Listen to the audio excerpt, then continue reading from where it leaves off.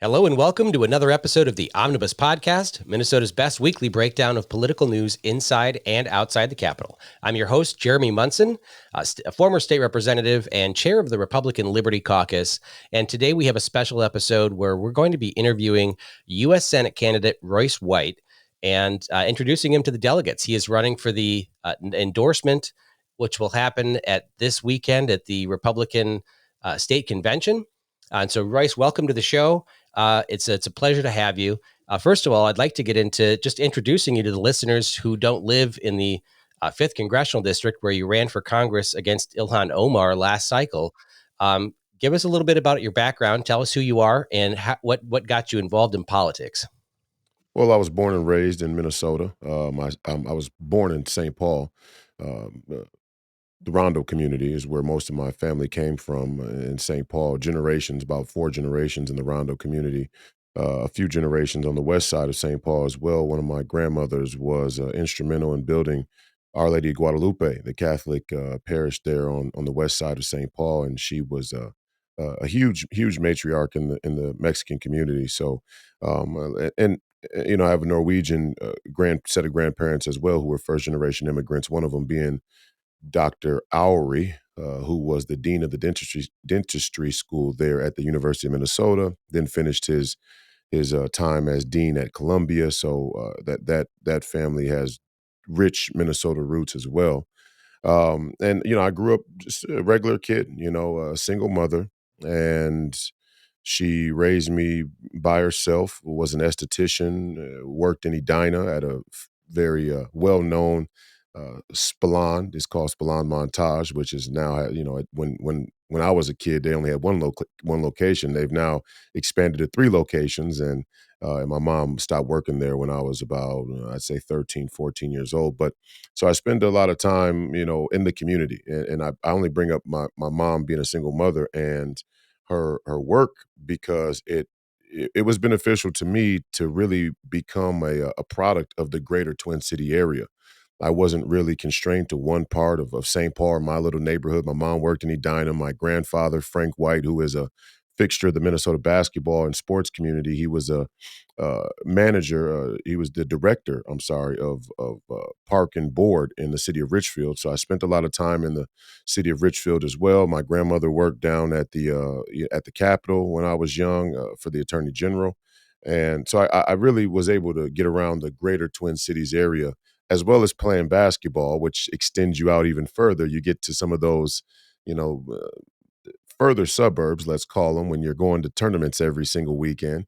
And even further than that, out to rural Minnesota. When I went down to CD2, I told the crowd there that one of my great joys as a kid was getting in the car with my grandfather and his crew of referees. He was a Hall of Fame referee in the state of Minnesota.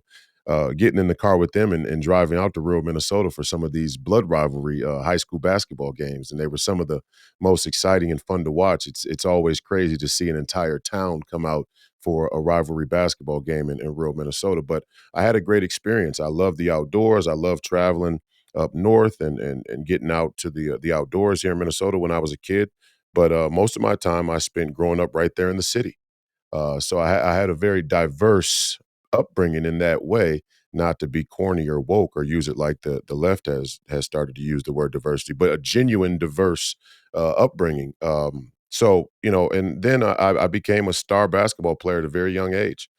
By 15, I was already ranked in the top 25 in the country at my grade and my age group, which made me. I was an All-American athlete at 15 years old, which is just you know unbelievable, unreal. Really, I look back on it and think, how did that even happen? It's just a strange set of circumstances. I don't even really believe in rankings in the ninth grade, to be quite honest, but somehow I made that cut. And from there, my basketball career took off. I was highly recruited by any number of D1, high major D1 programs in the country, including Kentucky and Kansas and North Carolina and UConn and so on and so forth. I ended up staying here at Minnesota, where I had a little bit of trouble, not severe trouble, but a little bit of trouble. And I decided to go on to Iowa State, where I was an All-American, and we kind of rebuilt the Iowa State program under Fred Hoiberg, who was a longtime Minnesota Timberwolves, then spent time in the Timberwolves front office, and then had his first coaching job down at Iowa State, which was his alma mater, where he was born and raised. So it was a special time down at Ames, Iowa, and at Iowa State to help rebuild that program to prominence, which you see still exists today. They made it to pretty deep in the NCAA tournament, have a great program going there under TJ Otzelberger, who was an assistant coach when I was there. So, sports started to dominate my life in my teenage years and into my college years, and then I was drafted to the NBA, and that's where all of the real fun began. Yeah. Well, I like to think that people get involved in politics because Mhm. they're touched by government in one way or another. Mhm. And I've explained it to people that if you're touched by government in a good way, like whether you received support as a child or housing assistance, or you saw someone in government reach out and help you, that you typically become a Democrat. And if you get touched by government in a bad way, when government does bad things to people, infringes on your rights or does something bad, then you tend to be a Republican because you want limited government, less government. And where in your life was it that you were touched by government that influenced your decision to get involved? Well, let me touch this NBA piece for a moment, but I want to go back and make sure that we're clear. My mother was never on public assistance.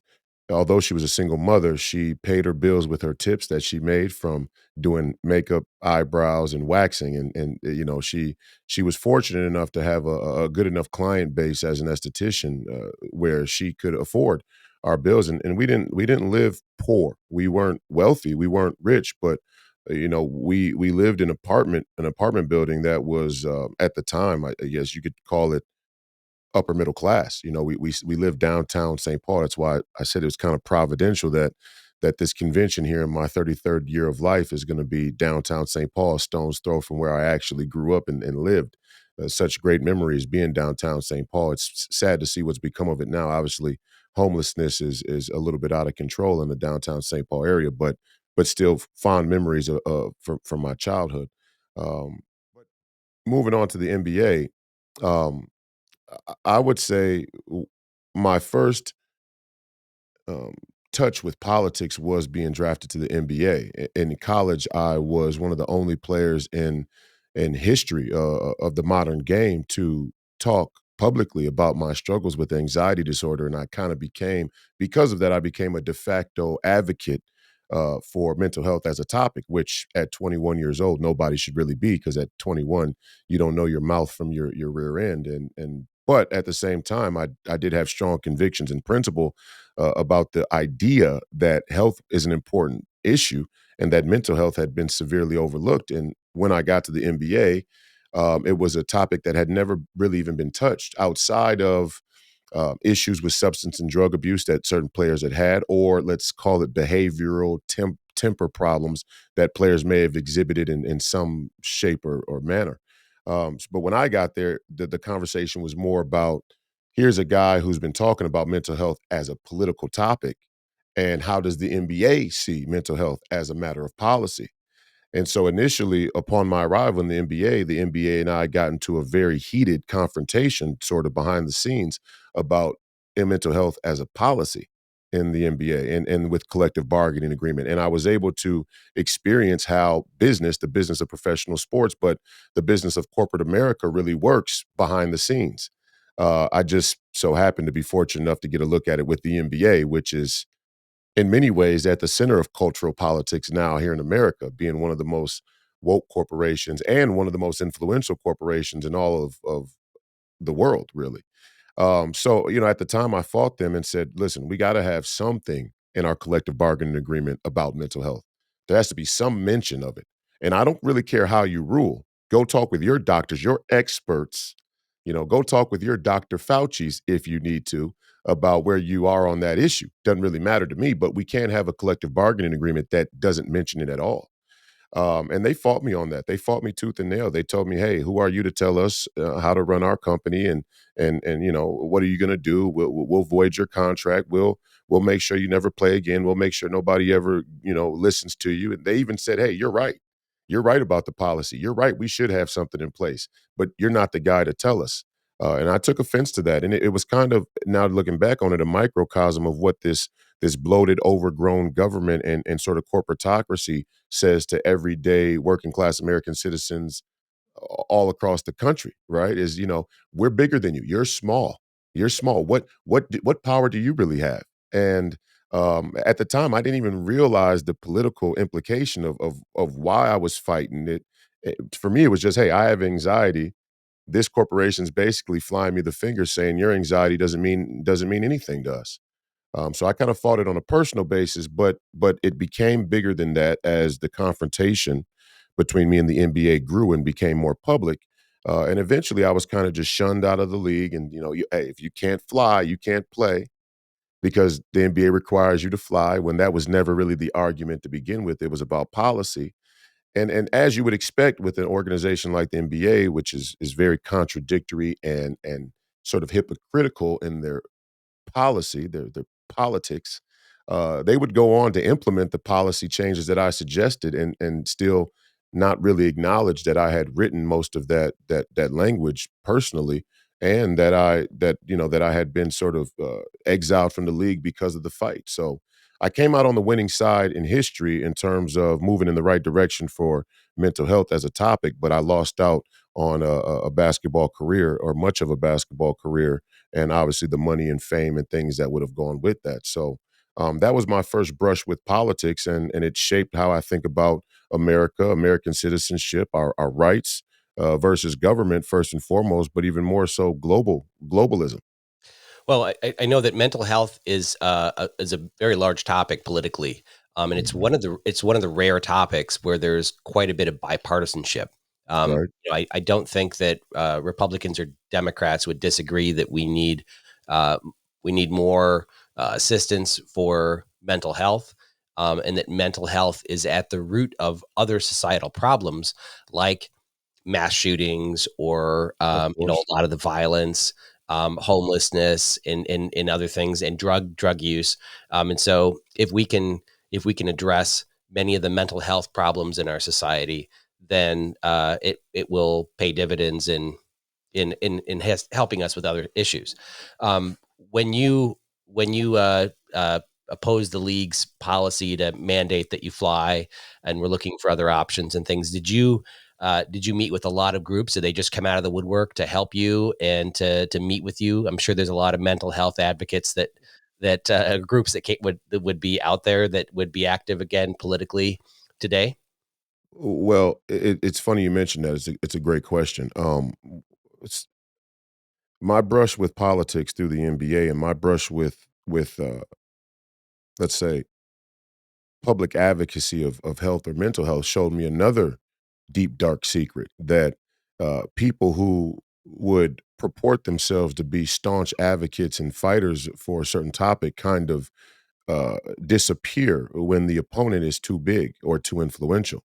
And see, there was a sort of I was offended by what I could tell was the influence of money and fame on greater politics. And so, for example, many of your leftist outlets, publications, let it New York Times, USA Today, Washington Post, any of them, they knew that the NBA didn't have a single mention of mental health in the entire collective bargaining agreement. They knew that that was ridiculous for an organization as big as theirs that claims to care about the health of their play, which have a vested interest, let's even say, in the health of their players. They knew that I was right on the issue and in the fight, but they were very slow to draw any real criticism of the NBA in writing, in public, in any of their stories. They were very soft on the NBA.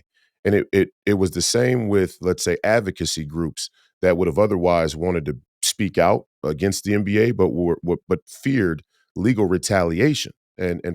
What people have to know about the NBA is the people who work at the NBA are mostly lawyers. They have their entire sort of NBA office structure is made up of lawyers, and that's part of the strength of their organization is you can't sue them, or at least nobody wants to sue them, or nobody even really wants to get in a tangle with them because they're just lawyers. And so I got to see a lot of organizations that claim to be advocates for mental health shy away under the shadow of an institution as big and as powerful as the NBA. And that sent up red flags for me as well. Okay. So let's bring this full circle. Then when did you really get involved in the Republican politics? Why did you choose the Yeah, Republican path? well, Were your parents yeah. Republicans? Do you come from a long line of Republicans, or did you just find the party, find the cause, and didn't want to take on the world? Well, it was interesting. I was in Canada playing in exile in 2015-16 when Jordan Peterson went through his fight about Bill C-16 in Ontario. And up until that point, I really wasn't acutely aware of where the left had taken politics. I think it hit all of us by storm in the country, and or many of us, let's say. Some of us, have been tracking the thing the whole time. But I think as let's say, potent as it got, as quick as it got, many of us were kind of taken back. Certainly, as a 20, let's say, 4-year-old, 5-year-old, I was, what is this? Wait a second, what are they saying? They're saying this guy is a racist or a white supremacist because he doesn't want to be forced to call a woman a man or a man a woman at the university. That's absurd. So I got to witness that firsthand while living in London, Ontario. And then when I got back to the States around 2019, I was in the Big Three and I was talking about all these political issues, whether it was Julian Assange or the Uyghurs, right? The Uyghur genocide there in China, or Edward Snowden, or all of these, the Federal Reserve, all of these issues that I personally was interested in. And it was strange the feedback I was getting from the media. They were kind of looking at me with the side eye, like, why are you talking about these things? And then in 2020, George Floyd situation took place. And during that situation, I was unhappy with the narrative. I was unhappy with what was going on locally in terms of all of the fires and looting and things like that. So I tried to organize a number of peaceful demonstrations with a number of fellow basketball players who have been prominent at my age group in the community, and also older ones as well. And I called them one night and I said, "Hey, listen, let's just go do a peaceful demonstration, and let's try and educate people on some bigger issues. There's some things that I would like to speak about. There's some things I would like to point out." And these demonstrations were huge. I would venture to guess or say they're probably the biggest protests, peaceful protests, but probably in sheer numbers, the biggest protest that entire George Floyd saga saw. And during those, we didn't have one fire, we didn't have one fight, we didn't have one arrest. They were pretty peaceful. And I led people to the Federal Reserve, and it was interesting that the Washington Post covered the protest and kind of propped me up as this BLM activist until they caught wind of where I was taking the protests and what I was saying. And when I started to use words like sovereignty, I felt this rapid shift from the local activist groups that sort of saw me as hostile and started to question my politics. And when I didn't back down, obviously they became disgruntled with me and me with them. And so the big three came around about a year later, a summer later. This was in 2021. And I got hooked up with Steve Bannon. And Steve had caught wind of me leading a protest at the Federal Reserve. And he was like, who is this guy? And, what's his deal? And so me and Steve got connected. We talked, we spoke about politics, and found out that we were aligned on many, if not all of the major political issues. And so too, the rest is history. Me becoming a sort of rising figure in the populist movement, and a sort of young thought leader for the populist movement. And Steve has been a great mentor and friend of mine, and the rest is history. So Well, I know that most of the Republicans were casting stones at anybody that was out speaking for public policy changes in the wake of George Floyd's death. yeah, And I received a lot of criticism because I think on the second night of protests, made this big stink about, hey, we need to talk about, there's people have a right to peacefully protest. They have a right to assemble. And right, I think that that curfews are unconstitutional. In fact, a lot of courts have found that they're unconstitutional. absolutely, um, absolutely, they have a right to go out and protest. They don't have a right to riot, start fire. right, right. There's a line between them, and it's very hard to police a group of tens of thousands of people when That's there's some agitators in that group. But we have to defend people's right to go out and protest. And a lot of people called me, on the side and said, "What are you doing defending these people?" It's like it doesn't matter the issue. A lot of times something sparks people to get involved and want to advocate for change. And we have Yeah. to support you have to be a principled First Amendment supporter. And most of the time that means you're out there defending people who are saying things that you hate or that you don't believe in. Um, Right. and but it's their right to go out and protest.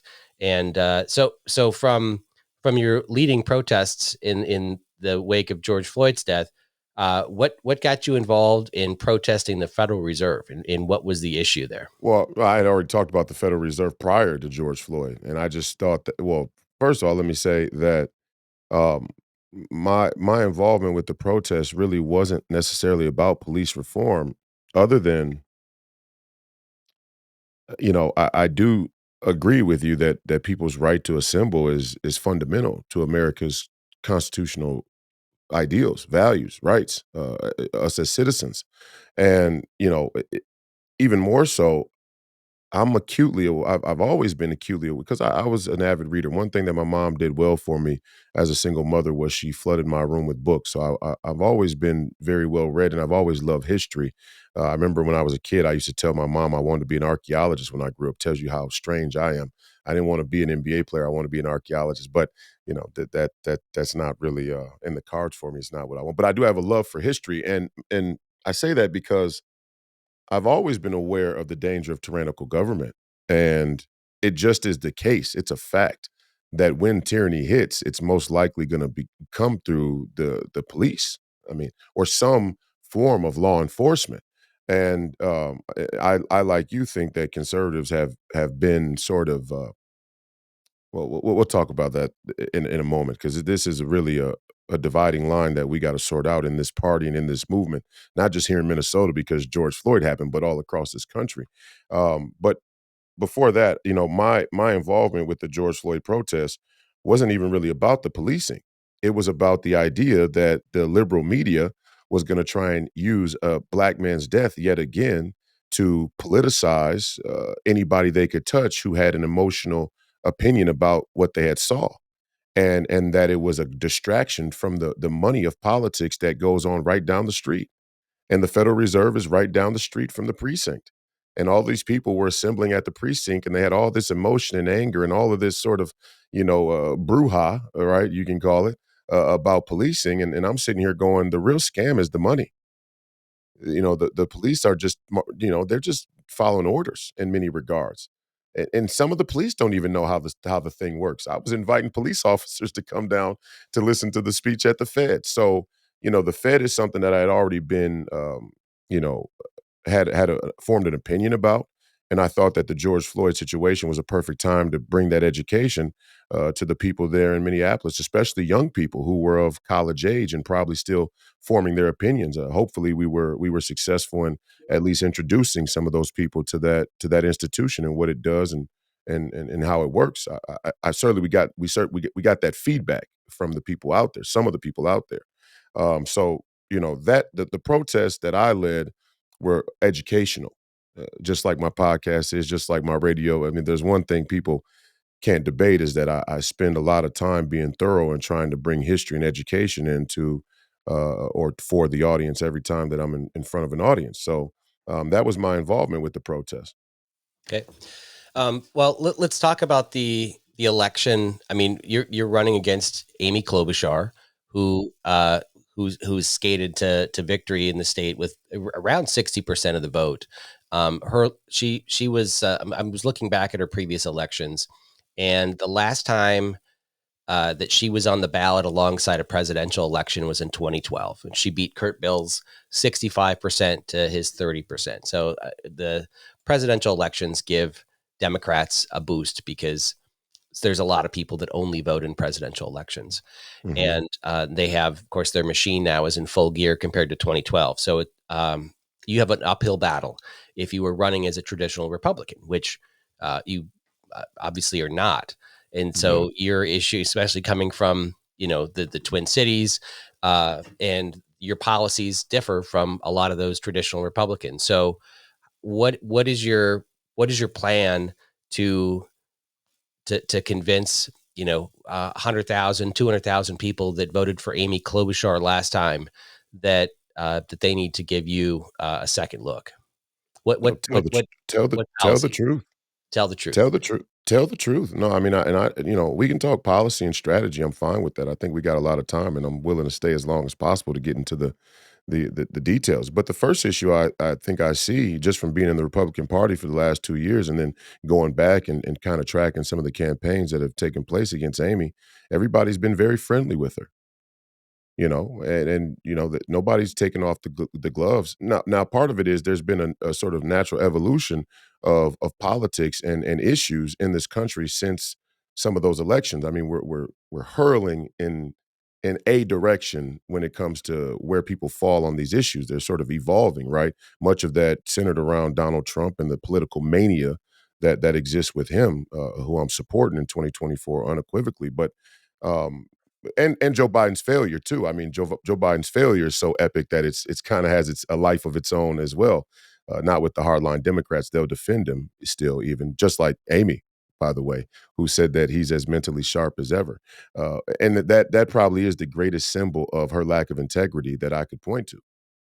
I mean, I could go down into policy. I could go to where she's been on the issues, how she's voted. But just on face value, anybody who would come before the American people and say that Joe Biden is as sharp mentally as he's ever been is a liar. Bottom line, she is a liar. And her desire to have power, her desire to continue to move up the ladder in the Democrat Party or be there in DC, maybe be vice president or president one day, shows in moments like that. And I don't think any of the candidates she's faced have had the real stomach to take the gloves off with her, and also haven't had the stomach to go into Minneapolis and St. Paul and raise those very, very reasonable questions about her integrity. So obviously, I'm somebody who's willing to do both, and I can do both, and I plan to do both. So that's where it's got to start. Is this woman's not honest? Anybody who says that Joe Biden hasn't lost mental acuity is just she's a charlatan. So, one of the issues that's going to come up front and center, at least in her campaign, is going to Mhm. be abortion Yeah. and or what do they say? Access to women's health, as they call it. Right. No, it's not health, but what are your views on abortion, and how would you portray that view to a seemingly pro-abortion electorate? Well, first off, my views as a Catholic and as a Christian are, a hard line. I think that, I'm a down to conception pro-lifer. I mean, I really am. Morally, legally, it's a different conversation. And, we have to be courageous enough now to sort of redefine the way that we look at politics and some of these ideas because the entire American identity, the entire American Constitution, and sort of way of thinking is in jeopardy now if we don't. If we all want to kind of run to our corners and play identity politics or party politics, we run the risk of losing everything. I think part of the great threat that I pose to Amy is I'm much more reasonable on a lot of these matters than many people would assume. I know the Washington Post calls me an extremist. They even call me a racist, although I'm a black man. But I'm much more reasonable than I think people would guess. Um, my position is I don't think abortion needs to be the issue. I know they all want us to believe that abortion will be the issue. I know they all want us to buy into the fact that abortion has to be the issue, but I don't think abortion is the only issue and has to be the only issue or the deciding issue. I think there are a lot of other issues that we need to sort of be novel and original and forthright and honest about that could sway a lot of people. I mean, abortion is not an issue that despite what they've uh, marketed it at, it's not an issue that affects every single woman every single day. I mean, even that is kind of a caricature, and I don't see any men on really either side of the aisle that have been willing to say that. I mean, it just is not and most of the political women, and this no offense to them, but most of the women that are in politics, like Amy, for example, aren't even in aren't childbearing. They're not child rearing age. And I don't say that against them. I don't say that to demean them, but I'm just saying that there are other issues that we need to be talking about, that we can talk about, that people have a vested interest in. And I think one of them is the border. I honestly do. I mean, I don't say that superficially as a buzzword. And here's the evidence.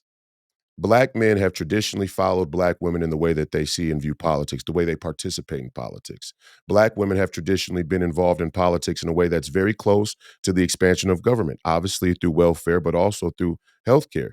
For the first time in my life, in 33 years, a Republican presidential candidate is leading a Democrat presidential candidate with black men. Now, that says one of two things. Either the entire black vote is starting to shift based on issues that are outside of the traditional cultural wedge issues like abortion or police reform, or it says that just black men are starting to walk away. And all of those are good signs for the Republican Party in this movement and this election. But we have to not get pulled back into the mud and get caught up in this roundabout argument with an issue like abortion. And I'm not saying I'm soft on it or don't have a stance on it. What I'm saying is my three priorities are the border, the debt, and the forever wars. We have to close the border, we have to pay back the debt, and we have to stop getting involved in forever wars. And the Ukraine is high up on that list. I mean, it's number one on the list actually.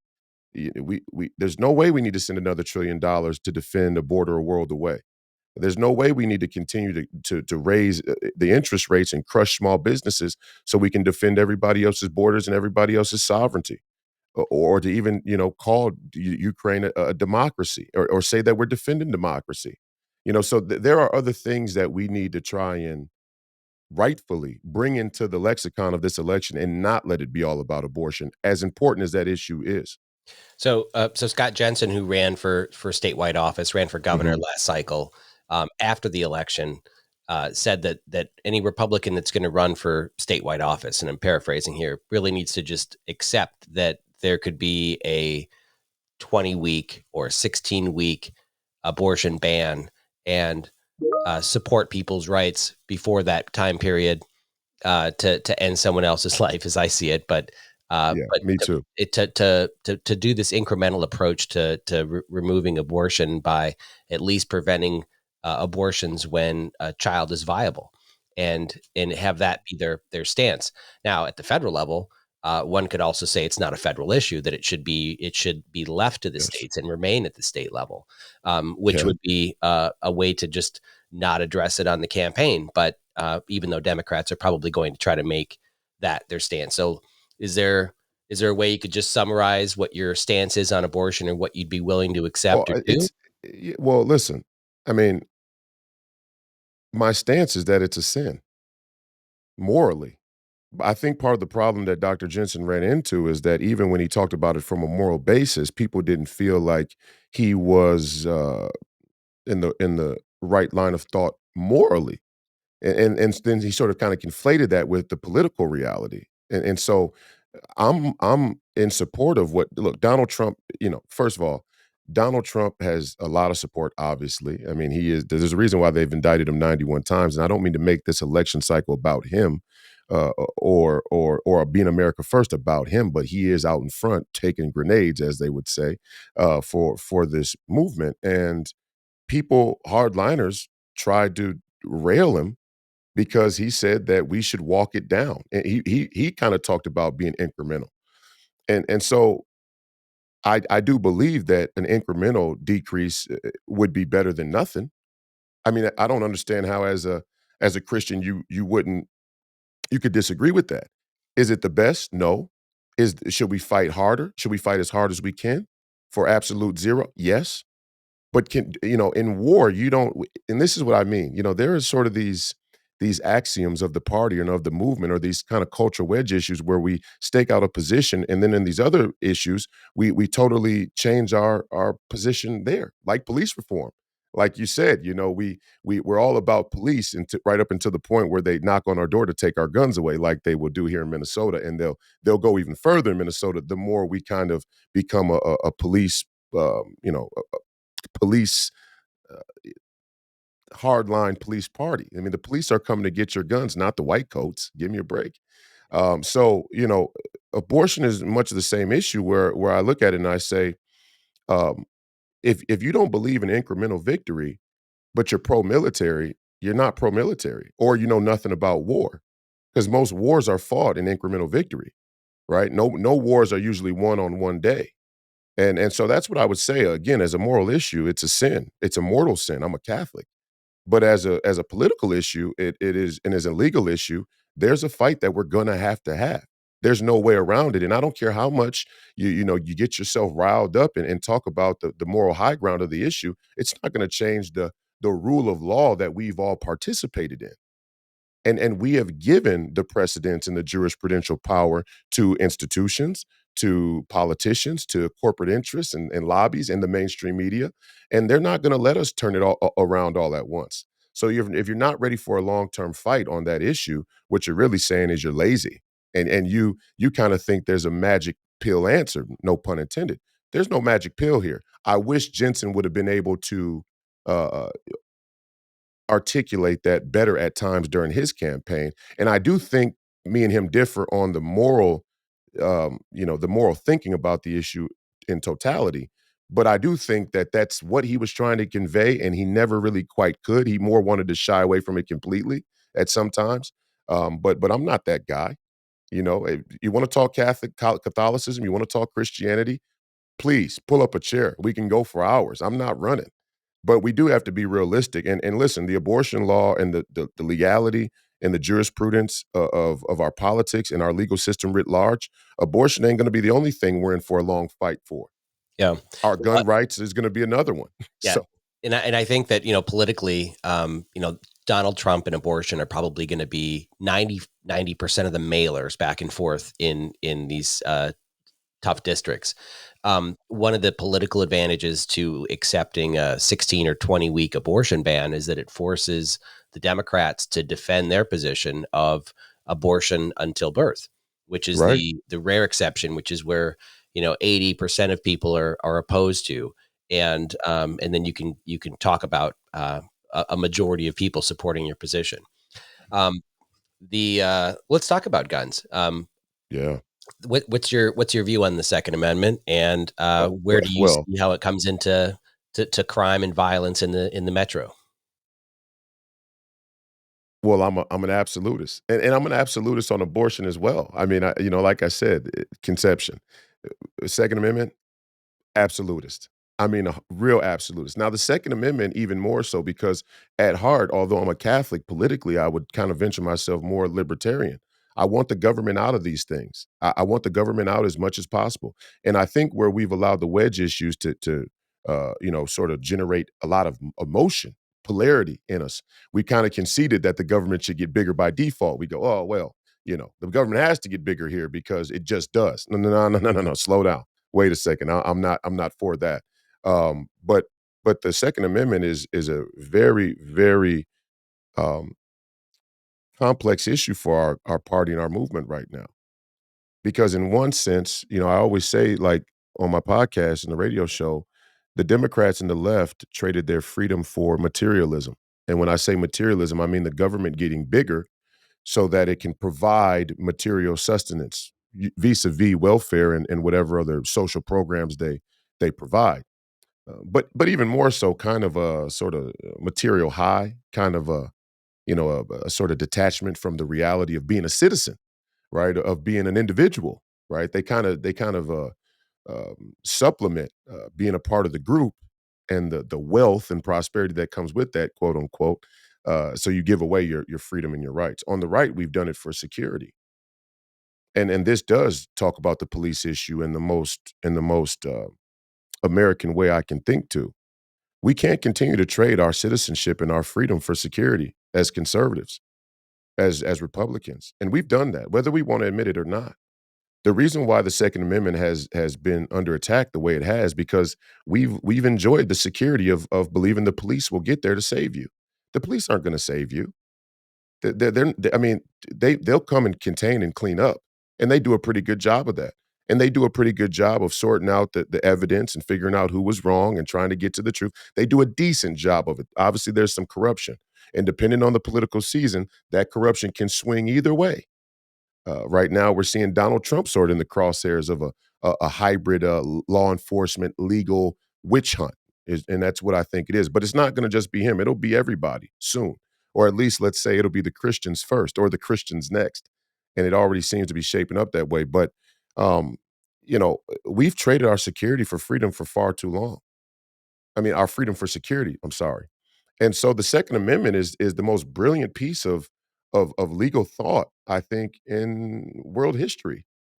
I mean, it really is I can't even be quantified how brilliant the Second Amendment is on a fundamental basis. It's just brilliant. The idea that you as an individual and as a populace of individuals have the ability and even furthermore the right to defend themselves against any would-be threat, but especially a tyrannical government.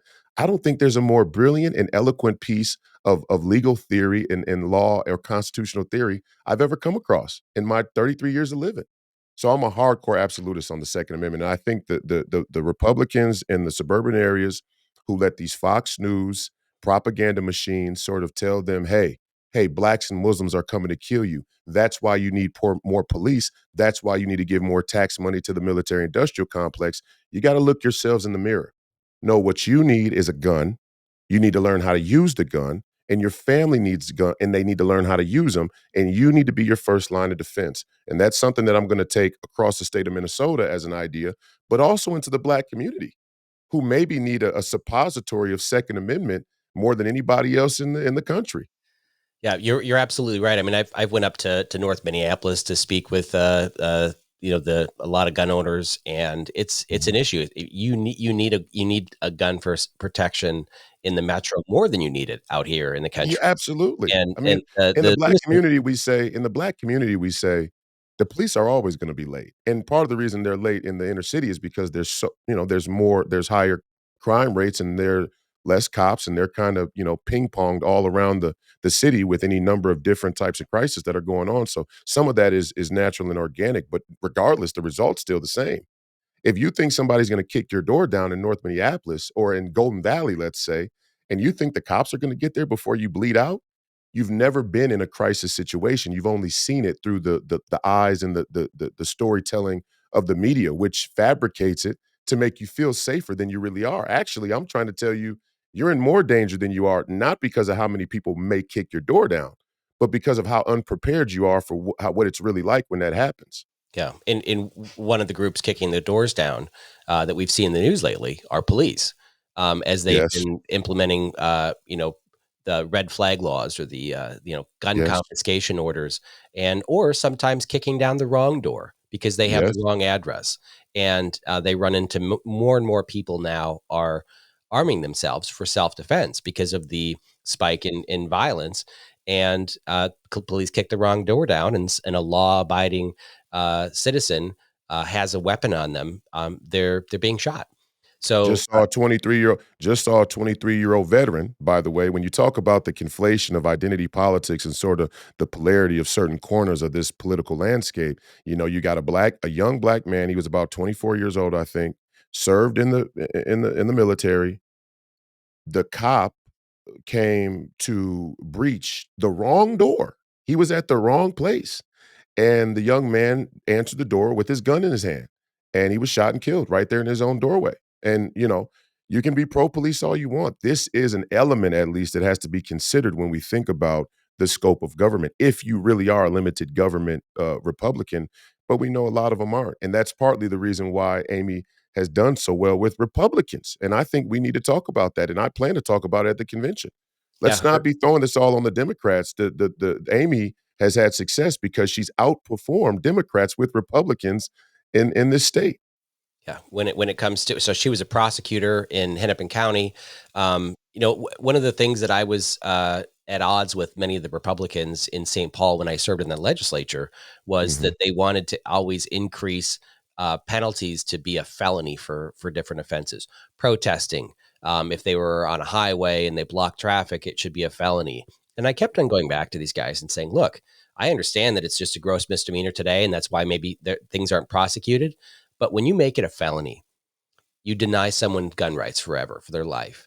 You deny them any, the ability to get a job. For most employers won't hire felons.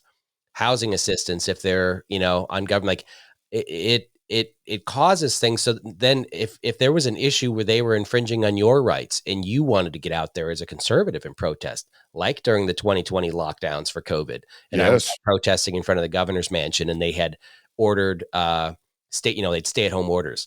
If it would have been a felony for me to be arrested in front of the governor's mansion and I lose my gun rights for life, that's an issue that probably would have caused me to say, you know what, maybe I won't go out and protest because I don't Right. want to be charged with a felony. No.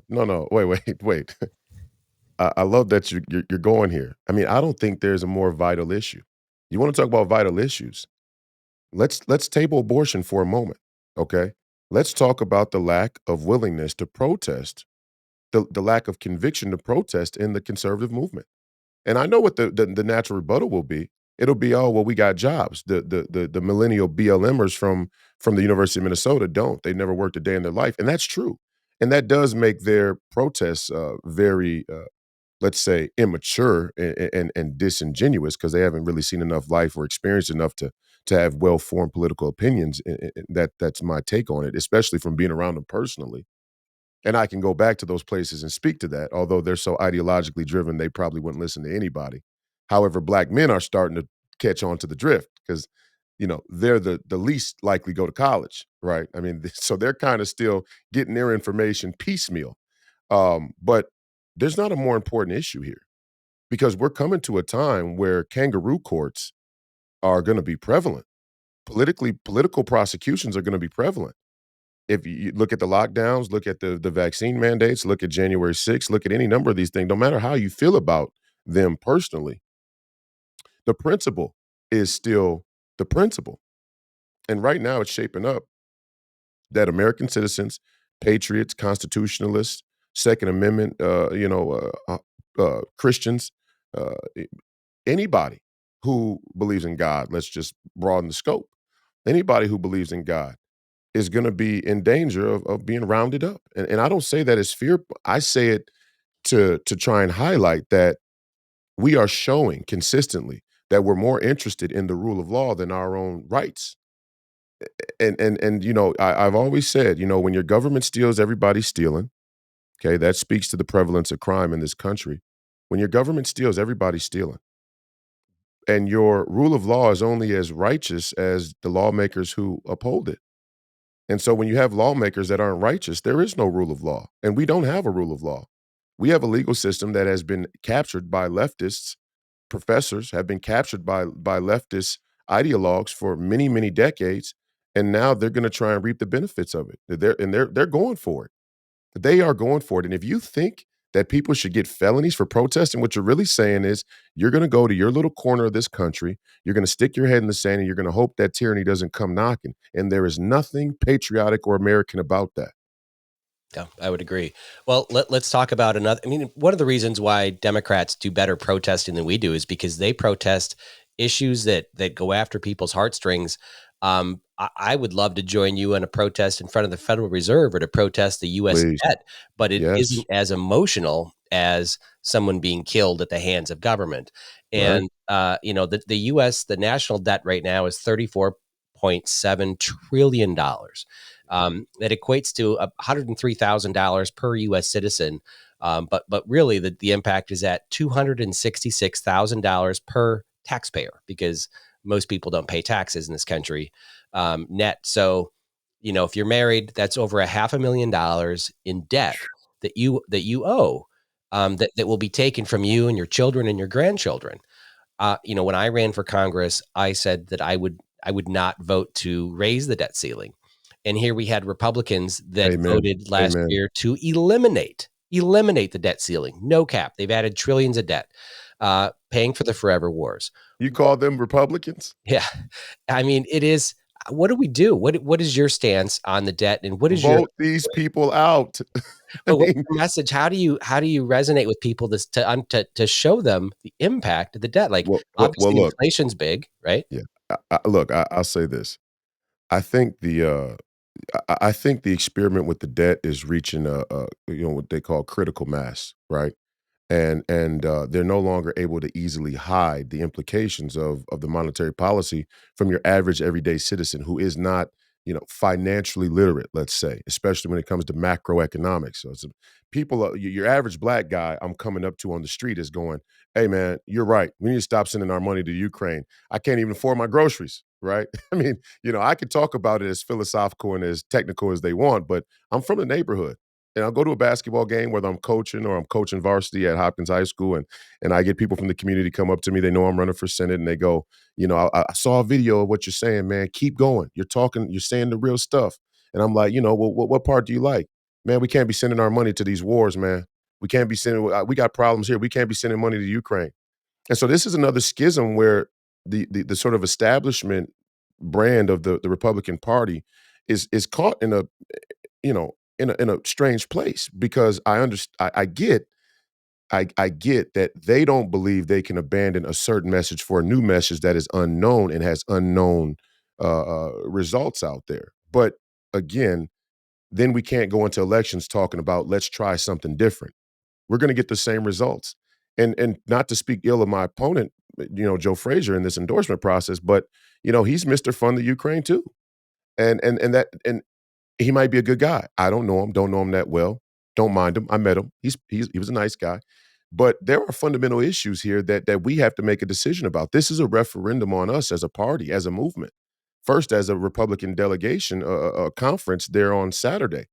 And if we think for a second that we're going to continue to fund the military-industrial complex the way that we have, and we're going to get those 200,000 votes, extra votes, we're lying to ourselves. And I'm not willing to do that.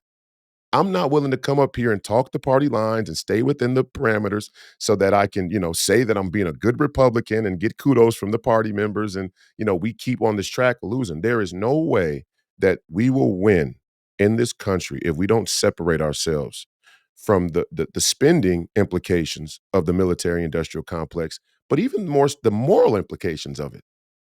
I mean, these are two issues where we have real fruit.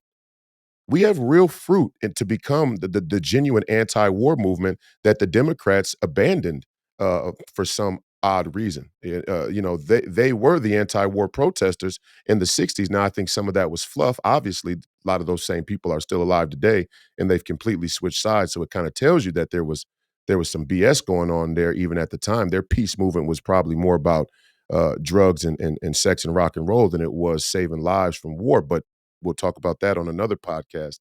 But again, I think the opportunity is there, and people, your average American citizen, understands two things. I don't want to send my son and daughter to a war. And if they don't understand what that's like, the conservatives and Republicans that sent their sons and daughters to wars in Afghanistan and Iraq can be the best ministers of why we don't need to be sending our sons and daughters to another war.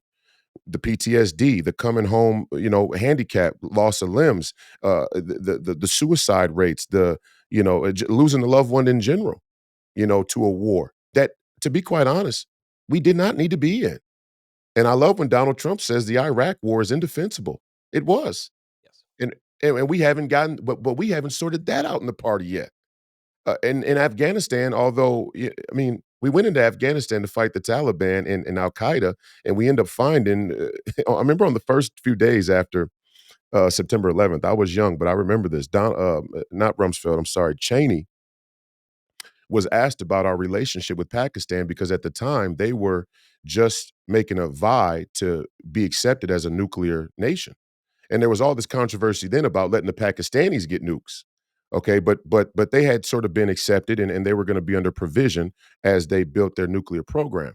And the Pakistanis said, "Hey, we're all in to try and help you with this, Osama bin Laden problem and Al Qaeda and Taliban."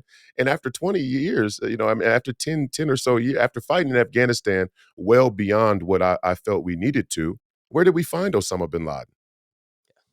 Right there in Pakistan, down the street from a Pakistani military base.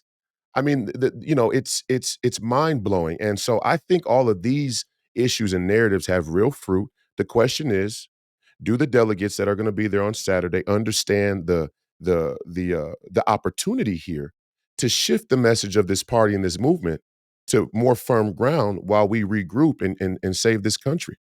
Well, I think that there's a lot of independent voters in Minnesota who would support a freedom of speech, right?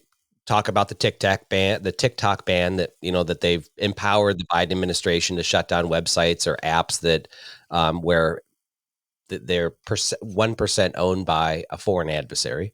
I'm sure that someone in China owns a 1% of Fox News. But talk about freedom of speech. talk about civil liberties, talk about anti-war, and a humble foreign policy, securing our border, Yes, which now Democrats are in favor of, and especially in minority communities because they're most at risk for the low wage immigrants coming here to take their jobs. Right. yes. That is a huge issue. I don't. 74%. Yeah. The Rasmussen poll showed that 74% of the black voters they polled consider the border to be an invasion. Yeah. I mean, that's just a monumental shift in political thought, and if we don't capitalize on it, we're saying one thing: we have no interest in winning.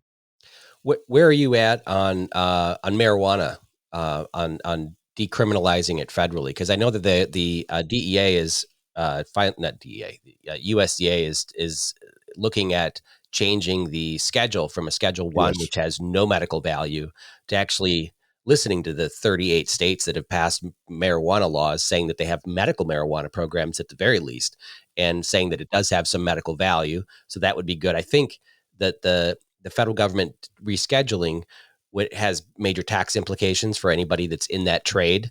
yes. And then also, I believe it would also allow people to own guns and have carry permits, because right now they're banned because they may use it for medical purposes or personal use. Federally, you can't have a gun.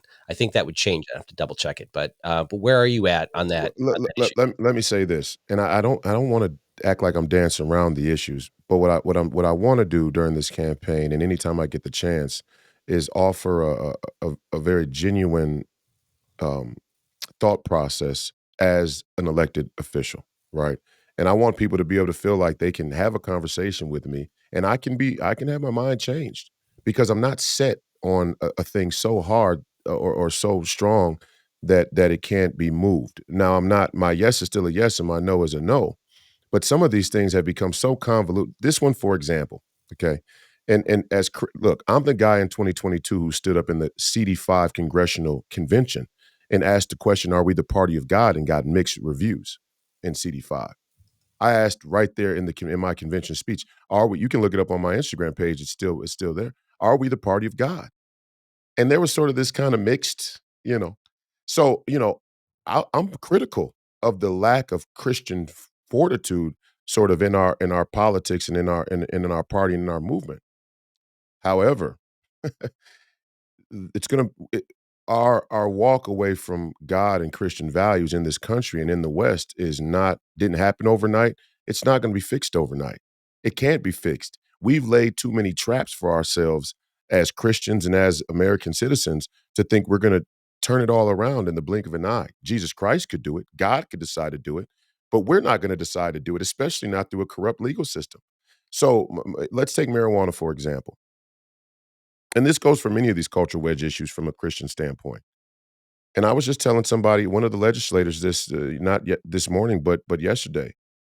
And this may seem like a more moderate position as a Republican when I've been called as far I've been considered further right than Donald Trump and Bannon and some of the, I mean, I'm as far they call me far right. Um, but I will say this: you cannot legislate faith in God. It's not even Christian to try and legislate faith in God. Now, we shouldn't let Satanism be legislated either. And that's kind of the slippery slope we're facing now is we've become so lukewarm with the Christianity. Now Satanism is like, well, if nobody else is going to step up to the mic, we'll go ahead and step up. We'll just put a satanic statue right outside your courthouse where we took the George Washington one down, which is lunacy, and we should fight that. But we cannot force people to believe in God or submit to God. It's not the way God would want it. If God wanted to force people to believe in him or love him or submit to him or follow Jesus Christ, he could just make us do it. The whole point is when you come to faith through free will, the glory in it is salvific, right? And that is an important mechanism of it. So I say that to say, I mean, marijuana. I mean, do we really want to? Do we want to die on that hill? We're willing to lose the country. And fine, if you're willing to lose the country by dying on the marijuana hill, you sure as hell better not let them take your guns because you're gonna have a fight for the country then. Well, Rice, I mean, I'm also a very conservative. I call myself a constitutional conservative, and I have a voting record to back it up. I voted to legalize marijuana because I didn't think that we're winning the war on drugs. I don't think that No, we're not.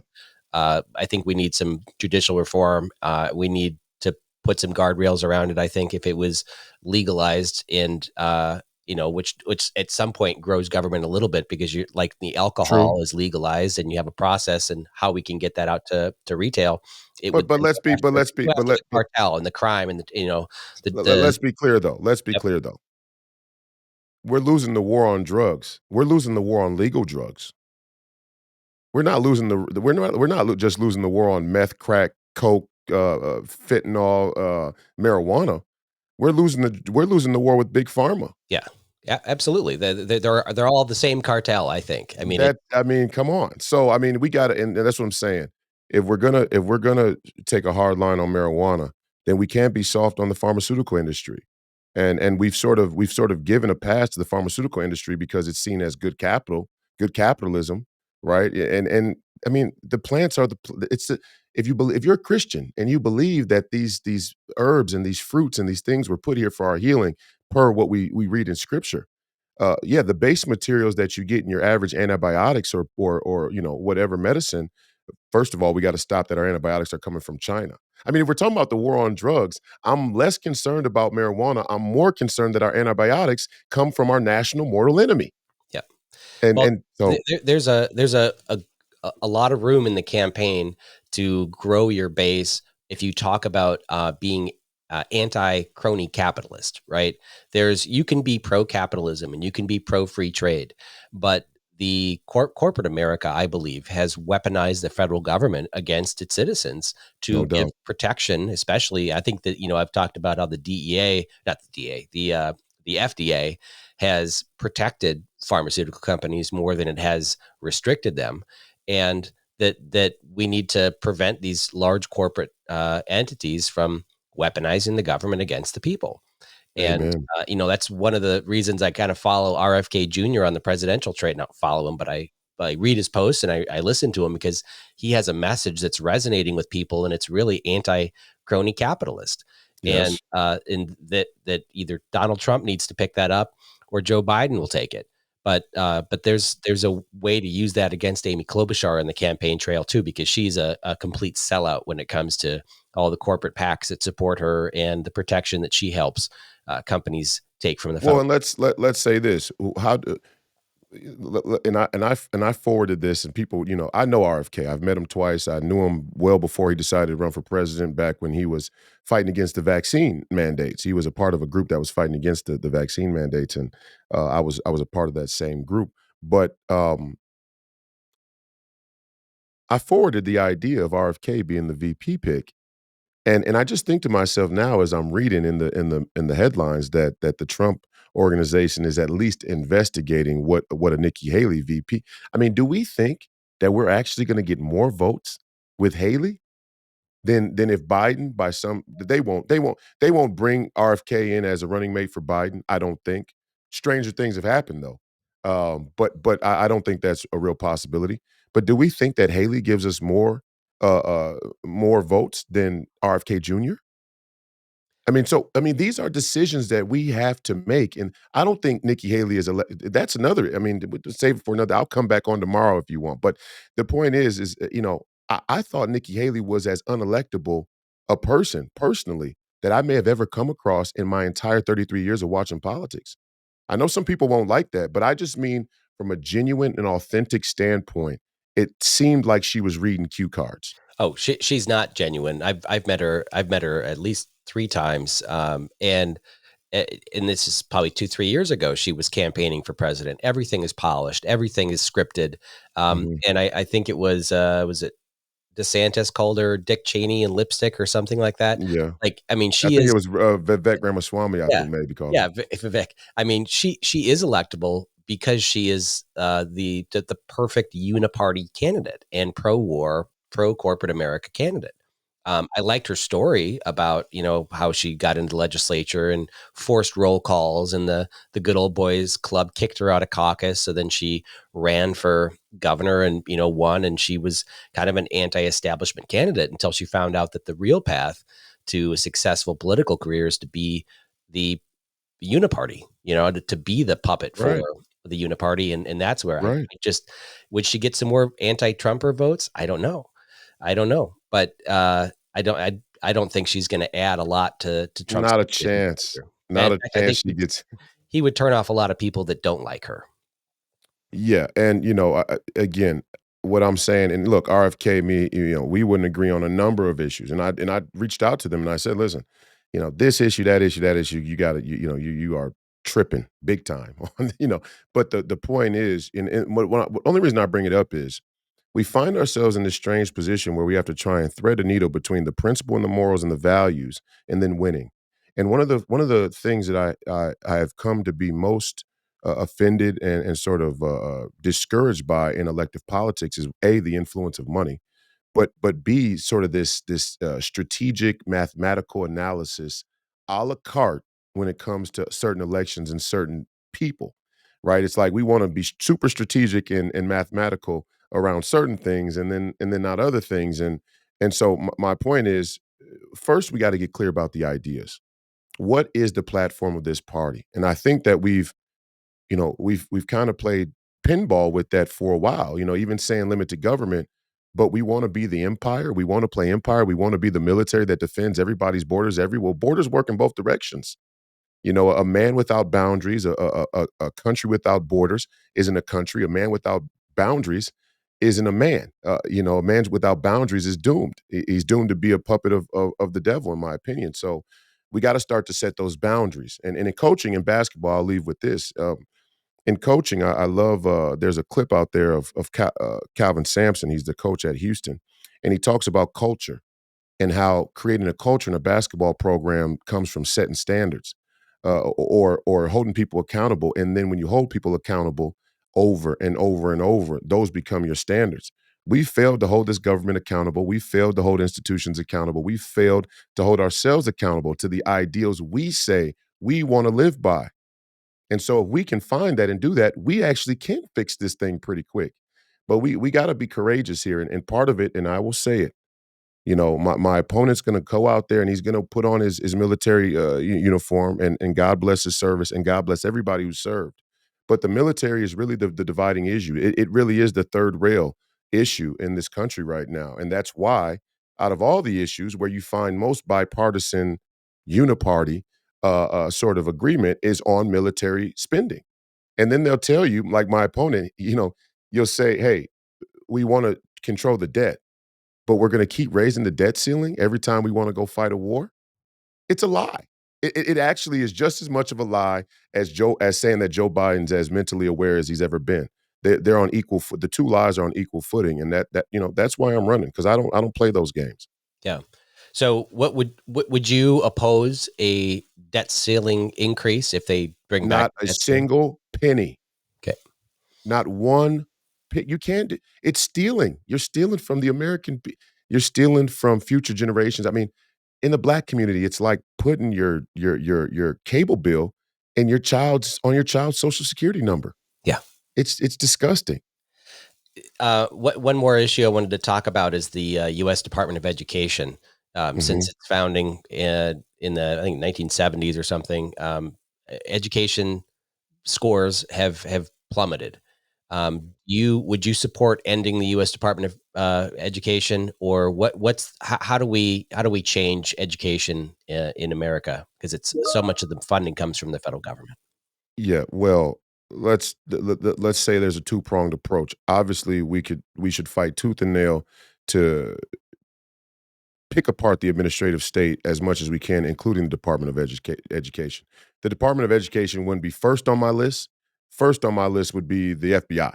Okay, that would probably be first order priority. The intelligence community and sort of that law enforcement apparatus of administrative state institutions. But the Department of Education's on the list. But here's a remedy for our education issues. Where are all of our conservative schools? We have enough money. We have enough. We've let the Catholic schools become woke. I mean, that's part of the issue here. It's not just that your average public school is allowing the LGBTQ to have story hour.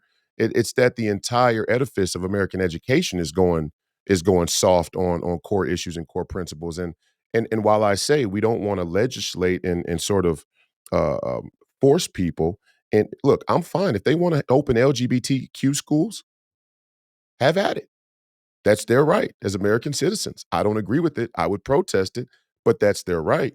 To force it into our public schools and make taxpayers pay for it, completely illegitimate. I would venture to say illegal. I think the Supreme Court should have stepped in a long time ago and rid the public school system and American taxpayers of having to pay for such a politically motivated ideology that scratches right on the surface of being religious.